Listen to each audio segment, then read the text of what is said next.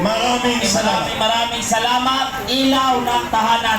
Ngayon partner, nakita ko, dumating na ang aming kasama dito mula since day 1. Maraming salamat. Quezon City Anti-Crime sa pagbubuno ng babayani namin. Quezon City At syempre, Anti-Crime Advocate. kasama po namin yan since day 1, 26 days, pang 26 days na po namin yan. Grabe, kinakalimba rin. Kaya andyan din ang aking PDP, Kuya Kapitan Barry Baksa. Maraming salamat. PDP Quezon City PDP District 3. District 3. Ayan, ito, mga kasama, mga kapwa ko Pilipino. Alam niyo po, nakakalungkot lamang.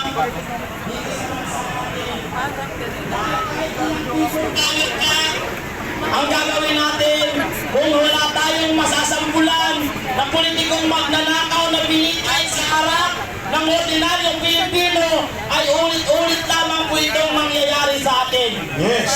Kaya po, isa rin po sa panawagan natin na ibalik ang death penalty para sa mga politikong nagnanakaw